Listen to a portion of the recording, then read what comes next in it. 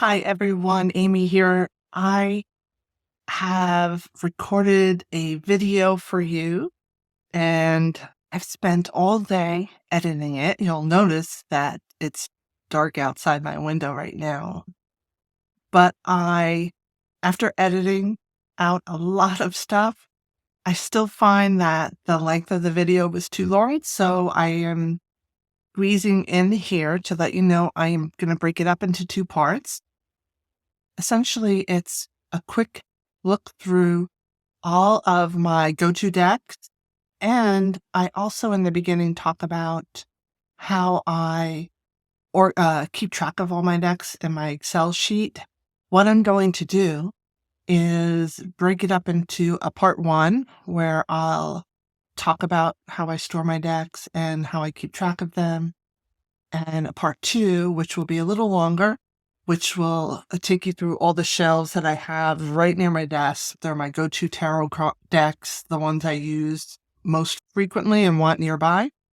And this way, it's a little easier to watch because I don't know about you, but myself personally, I have a hard time watching videos that are much longer than even a half hour.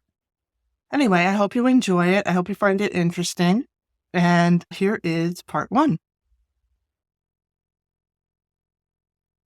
Hi, welcome to the Hudson Valley Tarot YouTube channel. I am Amy, and I'm just going to give you an idea of my tarot space and show you a lot of the decks that I have and how I organize them. I've wanted to start off by saying I know it's been a long time since I've made a video, and really I decided to do this at the last minute because I had a comment recently from a viewer on one of my videos. I think it was my top 10 videos. And one of the things they said was that they wished I were still recording. And honestly, that's all I needed to hear to really get me motivated to record a video again. So I haven't really spent much time planning this. I felt my hair looked pretty good, so I figured it's a good thing to record a video. And what's the easiest thing to do a video about? It's your deck. So I had just cleaned my little office space. I did a little tour, which you'll see. I'll put that in the video here. I recorded it on my phone just so you could see, where I sit, how I have everything. I actually just reorganized my desk. So the backdrop you're seeing is different than on some of my older videos. And what I'm going to do today is, because I've recently gone through all my decks and I wanted to do a declutter. So I went through every single deck, and some of them I knew I wanted to keep. A lot of them, I just spent some time looking at them, touching them, opening them back up and checking things out. And I organize them better in my cabinet. Let me give you a little information about my deck collection. I'm going to show you how I categorize my decks and I store them. You can see there's a bunch right behind me. Those are my go-to decks, and that's what I'm going to show you today. I also have another shelf on the other side of my desk that have decks that I really enjoy and I want to have close by, but they're not go-to decks. And then in our guest bedroom, I have a cabinet, and the cabinet's full of tarot decks. And they're the ones that I want to keep, but I just don't use them, right? I might pull them out once in a while when I get nostalgic, but I'm not studying them. I don't read for myself or clients with them, and they're just tucked away for now.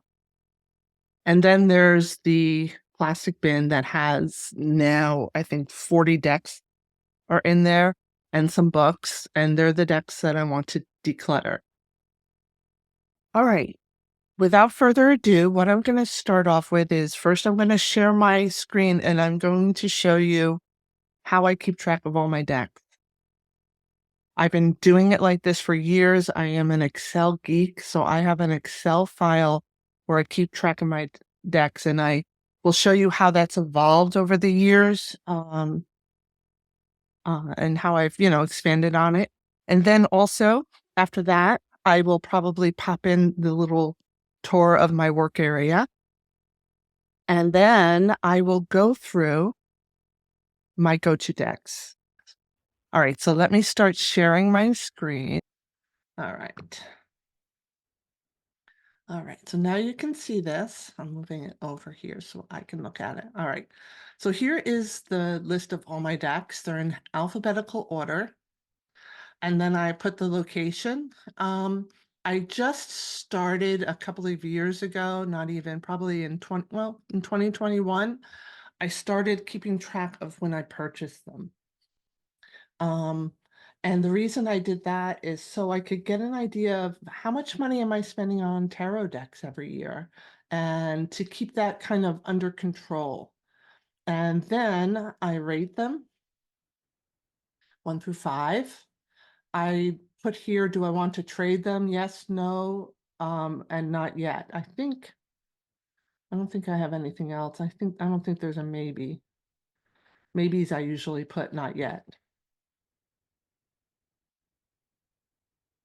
Next, I write down if they're indie, self-published, mass market. I have a separate one for Kickstarter. Let's see, what else do I have? Etsy, if I bought it on Etsy. Indie self-published, Kickstarter, mass market, out of print, small press. And by small press, I usually use that if I bought it like on Make Playing Cards or something like that. And then any notes. Oh, here I put bought on Etsy. But like, sometimes my first impressions will go on there. I know there's a couple of decks I have, the Anna K, and one of them is missing a card, and I put a note here. So if someday in the future I go to sell it, I know I can't sell it because it's missing a card. Actually, I have both. Oh, this one's missing. Okay. I think it's the second edition that's missing the devil card. I have to go check. One of them, I think the first edition, I have all the cards, but the second edition, I'm missing the devil card, which makes me very, very sad. I really love my Anna K tarot. Anyway, okay. Okay, publisher. This one, I don't really need this as much. I have it here because I think it was because I wanted to filter by like my Bubba Studio decks, but I don't worry about this too much. This is more for inventory, and this is kind of what I did the other day. I keep track of decks that I sell, but sometimes I forget to remove them from my list. And sometimes decks move around and I forget to update this with the location. I think I forgot to talk about this. I keep track of where exactly the decks are located so I can find them if, because I might not remember. Okay. Um, so when I go through my decks and think about maybe decluttering and tidying, just in general, tidying them up, I delete all this column, and then as I go through them, I write true, meaning it's here. I have it. I validated that it is where I say it is in this spreadsheet, and then that's it. And then I also mark my tops. I did this when I did that top 10 video, because I did another video right after it, and I'll link them down below where I said my next top 10, because I can't just talk about my top 10, right? So I actually have first place, second place, and third place, where you could see like these are my absolute favorites: Ancestral Path, Anna Kay, Blue Rose. And again, they're all in those videos. I don't think I talked about the third level. The third level does change a lot, like the Sufi Tarot. I think that's de-escalated now. But yeah, this is how I keep track. Vision Quest, I'm surprised I have that as a 3. I've been reading with that for, I would say, 20 or so years. Anyway, after the rating column, we have, okay, this is something I added as well. Some of these, I didn't always do it, and it's just a guess what I paid for it because I don't remember 100%. But I do keep track of what I paid for a deck. And then when it goes to like a offer tab, I change what I purchased. I put in what I want to ask for it. Sometimes if something's rare or collectible, I'll ask for more than I paid. Sometimes if it's just a mass market deck and I'm just not interested in it and I want to declutter, I'll ask for a lot less than I paid for it. And sometimes I ask just to get, I just try and get back what I paid for it. But that's generally how I price it. Um, yeah. So this is where I list my offer. So this is the last sale I probably had. I don't, most of these decks are gone and I don't save this. But I do have a tab for all my sold decks. I used to, once I sold something, just delete it off my list. But now I keep track of, yeah, you can see I traded the Alice Tarot for the Bone Stone, Bone Stone and Earth Flesh Tarot by Evelyn Cameron. Bone Stone and Earth Flesh, great deck. It's in the go-to section. So anyway. This is where I keep track of the decks I sold and what I actually sold them for. And this is just so I can see my original impression still, know that I've gotten rid of it, but I did once own it. And there might be a note here of why I sold it. That might convince me not to buy it again because I've done that before. I've bought decks after I've sold them. One of them is the World Spirit Tarot, which is one of my top 10 decks. All right, so that is, oh, if I'm waiting for a deck from Kickstarter, sometimes I put it here just so it's ready and I can just copy it over when I get it. And then finally, decks to work with. Here's a list of decks that I was planning on working with last year. I haven't done one for 2024. Maybe that's another video. I've worked with Superlunaris a lot. I worked with Spirit of the Cosmos a lot. I even used it a lot for clients and Tarot St. Croix. Love it. I did work with Chakra Healing, Roots of Asia, Green Glyphs, and Slavic Legends, not enough. I didn't work with the Radiant Sun Oracle at all. Or the Green Glyphs Oracle. I actually worked with entirely different ones. So, but no problem there. So that is my deck list. Let's do a pivot to see how many are in my, and I don't have to do a pivot. I could just filter, but I love doing pivot tables. So let's see, location and let's do location count. All right, so this little shelves. I have 75 decks in the shelf behind me, and we're going to go through them all. Okay, so I am going to stop sharing. Let's get to it. Actually, there's a lot more in the trade box. It has to be.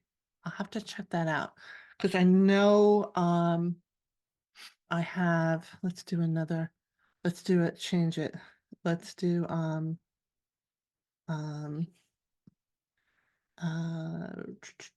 trade and trade count. Yes is 41, not yet is 10. So I know there's at least 41 decks that I've decided to get rid of, and I'd like to have them all in the trade box. Anyway, you get the drift. Hello. So here's just a quick video of my office base. I just wanted to do a quick one to show you around. It's not my whole office because only the area you're seeing is clean and tidy. The rest is a mess. But this is what my office looks like. This is most of the room, about half of the room. Here's my bookshelves, knitting books on the left, my other obsession, and that's all tarot, mostly tarot books. Yeah, no, it's all tarot. Oh, there's some Reiki stuff on the bottom. Here in the middle there, in these little shelves, you can see these are my go-to decks. These are the decks that when I want to read, it's usually one of these, or they're decks that are pretty new and I just really want to explore them, but I just want to have them within arm's reach. Only the special decks live here. And then I have my Robert Place prints, my Melissa Harris watercolor. Here's my altar where I have all my favorite crystals. This is my Buddha side, my Gaian side. There's some recharging or crystals. That is the star card. That is a temperance card. That's my angel corner. I have 3 angels there. That one there, my mother actually made for me out of pine cones, acorns, and milkweed pods. My mother's gone now, so it's very sacred to me. And this is the windowsill near my office. That's my husband. And that is my Libra card. I am a Libra rising. Here's all my journals. First one is my tarot journal. That's my spiritual journal. These are various topics. If I'm like studying something, I might have a little separate one. And that's like a planner. And the little ones are reading only. Yeah, and then some pens and pencils. Here is my reading desk. This is where I do my readings for clients and myself. And I treat it very special. I don't do anything but do readings on it and read books. These are 2 books I'm reading right now. This I've read before, but many years ago. And this was a suggestive reading from a class I took with Katrina Wynn. And it's fascinating. I love it. I share my workspace with work sorry, let me go back. So when I do a reading, there is my Gemini. That's my moon in Gemini, and I am a sun sign Cancer. This is a camera. So if I'm doing a reading live with a client, they can see my face. And then I have this that holds my iPhone over the cards, so they can also see their cards in the Zoom reading. So they'll see my face in the cards. And then if they're recording, I end the call with my face and I just have it on the card so that they can see the cards. That's my work computer and stuff. I work remotely for my day job, and when I am working, this computer and this monitor are the 2 monitors I use for work. And then when my work day is over, I get to put away, and this monitor goes with my personal computer. And I have my water, some of my favorite crystals, candle, lotion. And that's where I do most of my work for my tarot business and my day job. And let's look at all the decks in my shelves. I went through it, like I said, over the weekend and exchanged some decks. Mostly, though, this stays the way it is. I'm going to start with the bottom shelf and work my way up. There's actually 2 shelves below the one you can see. Let's get to it. I'm going to start grabbing all the decks. Okay, I pulled out all the decks from the bottom shelves. These are usually the decks I use the least. So yeah, let's just start with the Oracle deck. I have this. This is not going to be a flip through because there's just no time to show any cards from these decks because there's just too many of them. These are a Oracle, the Untold Truths of the Heart Oracle, and I use them for my Etsy shop love readings along with tarot cards. I feel it adds some depth to the reading that's very specific to relationships, and I really like using this one. Another Oracle deck I use with my love readings, specifically on Etsy, because Etsy, let's face it, that's mostly what I get is requests for relationship readings or lack of relationship, is this Oracle here, which is the Lover's Oracle. And it's beautiful. It has a good description, and I find the images really intuitive to read. So that's another Oracle I use a lot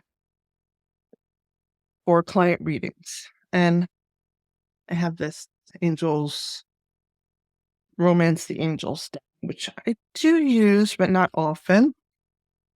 All right, here's a deck I do keep handy because it's a Rider-Waite base deck, but what I like about it is the information on the sides. Originally, I bought this deck very specifically because I wanted to learn the associations with the tarot. The Fool is air. It's associated with the planet Uranus, which is on the side. And it also gives the numerology meaning on the other side. It has reversed and upright meanings, which is great if you're learning. Obviously, I don't use these for readings, but it's more for reference, and it was very helpful when I was memorizing this. So this is a deck. You know what I'm doing? I just realized I'm doing what I said I wasn't going to do. I'm showing you the decks. All right. I'm putting this away. Honestly, let me get my deck list out because I forget what this one's called. I should have that list out. Oh, Sincerez tarot card for beginners. Where did I get it? I think I got it on Amazon. This is another Oracle deck.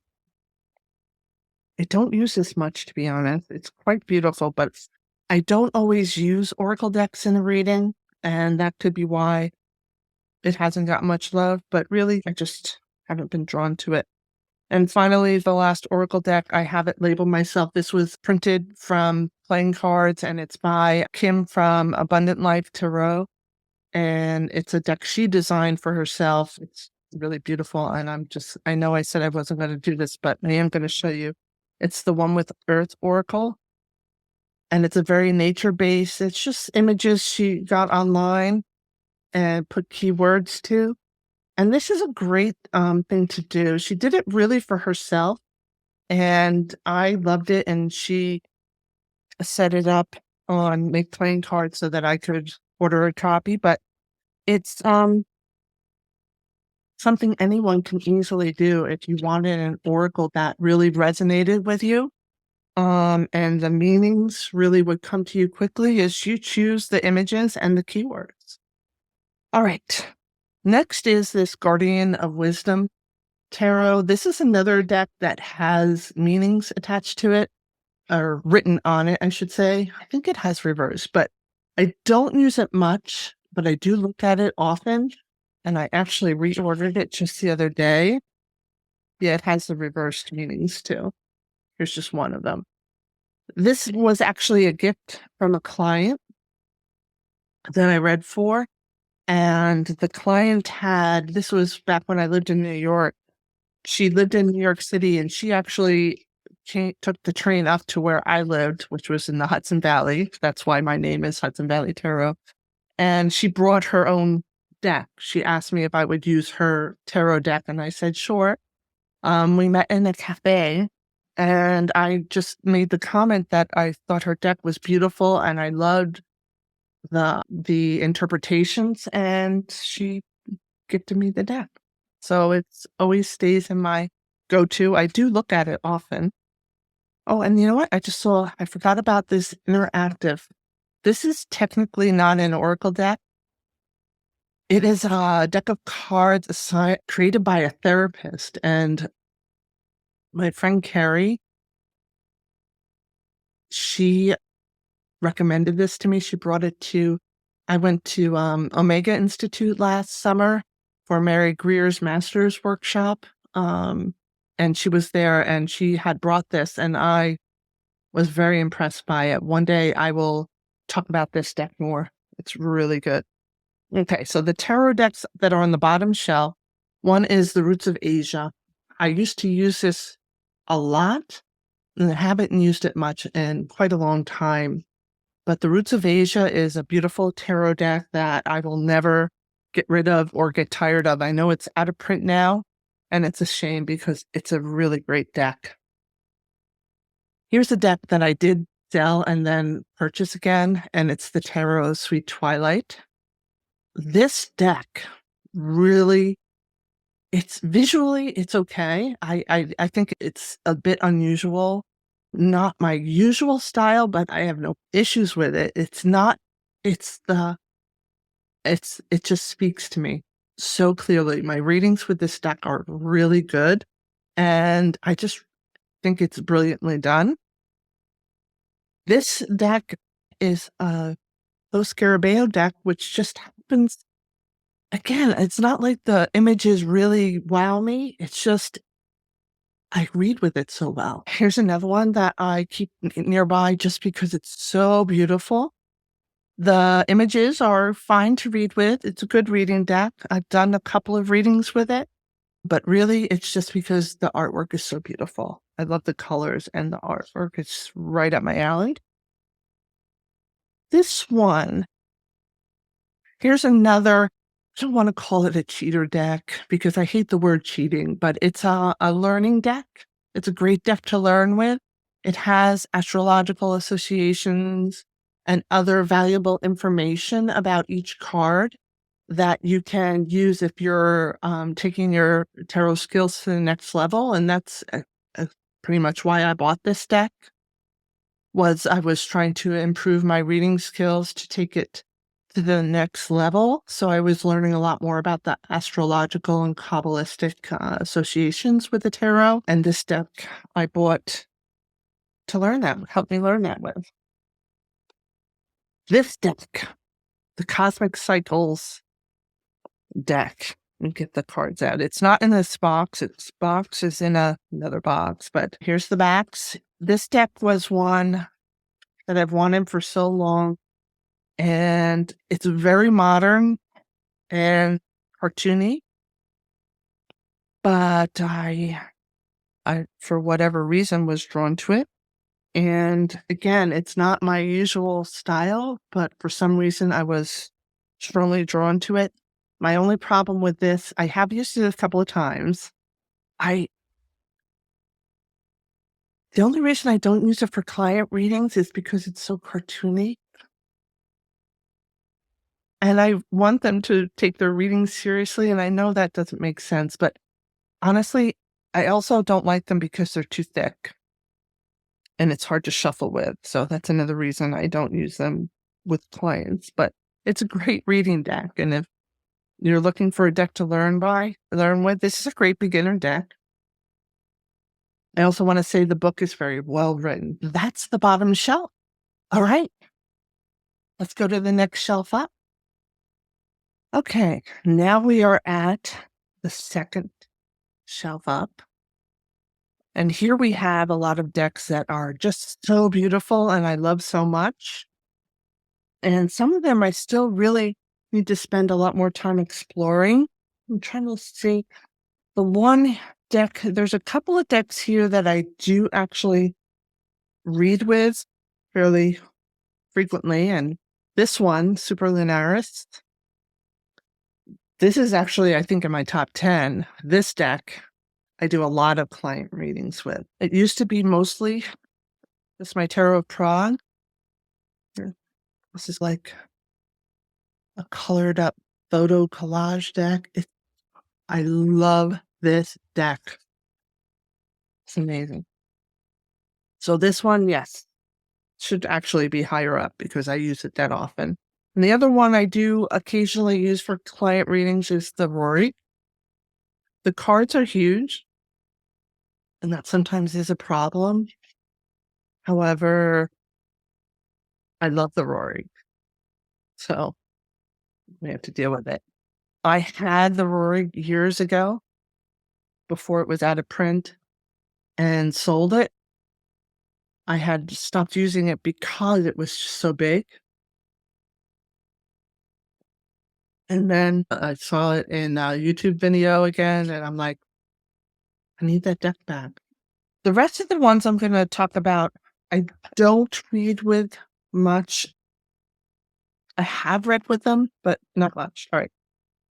This one's actually fairly new. This is the Ritual Tarot, and it's the marked version. So it just came out.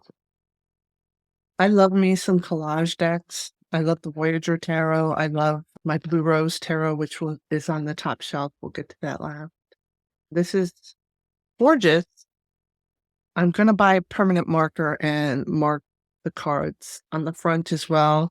She calls this the marked edition because she has them on the back, but the writing is so small. It's like, all right, where's the name? I can't find it. And honestly, I can't find it. Because this is a title.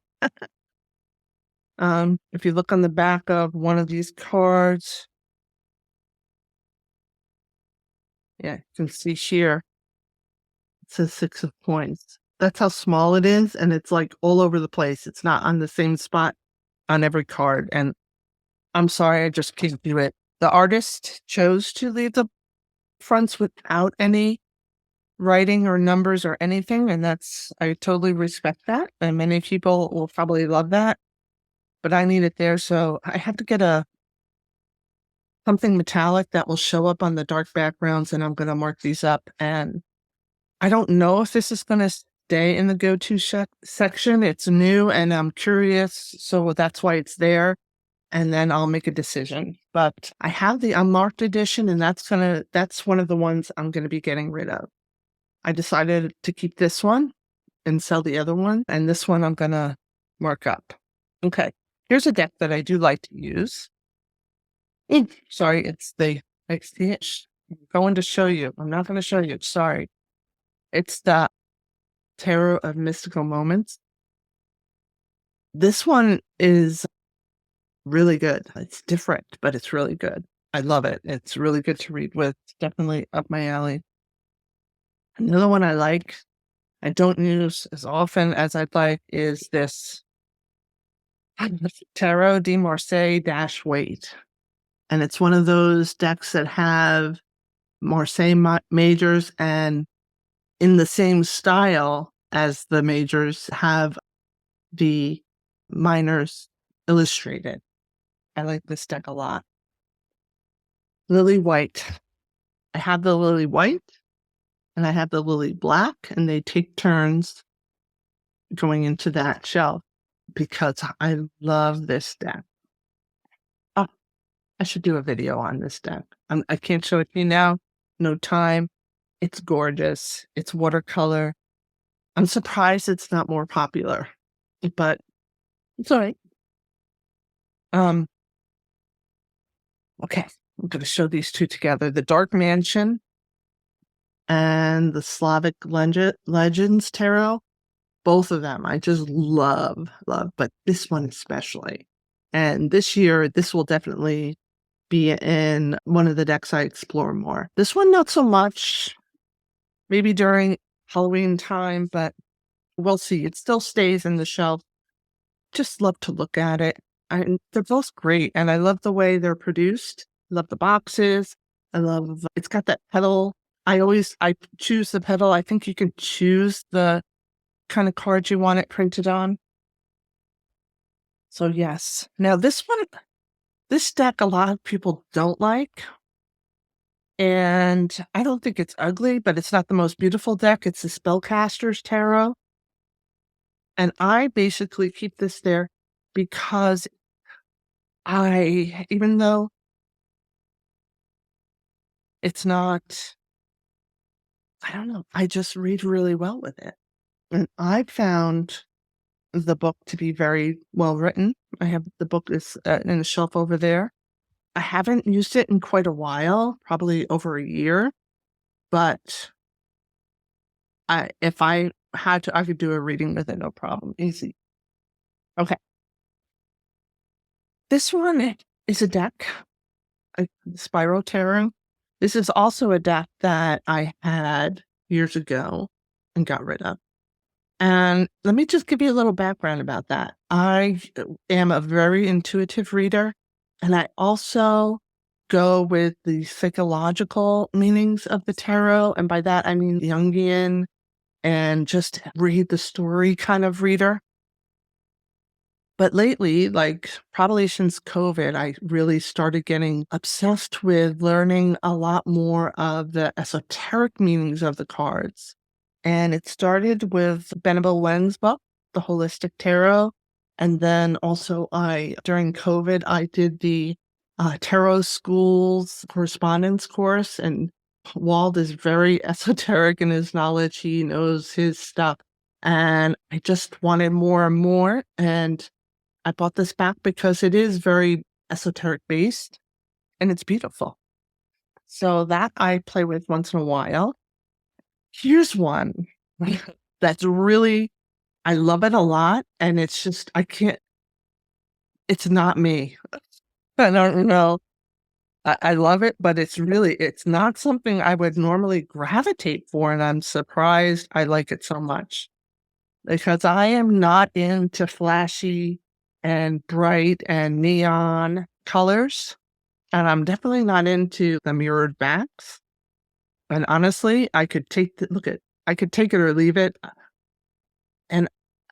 But for some reason with this deck, the colors, I just love it. But really what I love most about this is the interpretation. It's definitely very digital art, but I just really feel like a lot of thought went into how the images were. And I really love pulling this deck out and playing with it. I don't do client readings with it. And I don't think I've done a reading for myself with it. I just play with it. I look at it and I enjoy it immensely. And then maybe this will be another one of the 2024 decks that I spend time actually working with. And finally, I have my Steel Wizard. And I go back and forth on trimming this steel. I can't use this deck as it is. It's just way too big. I prefer not shiny decks, but it's not a showstopper for me. But I'm seriously thinking about trimming this deck so I can use it because I love it. And I don't need all that porter, but I don't know. I keep going back and forth. But this is a deck that, again, I resonate with it. Steel Wizard by Pamela Steele. So that is the second shelf up. Now let's start getting into the next shelf, which is, it's all Oracle decks. But first I'm going to have to make some space here. Okay, so that's it for the first part. I went through, I think I'm ending right before the shelf of Oracle decks, which you can see. I'm sorry, behind me. It's the first shelf you can see. So that's where we'll start the next video. So I hope you enjoyed part 1, a little peek at my system and some of my favorite decks. And now I will see you in part 2.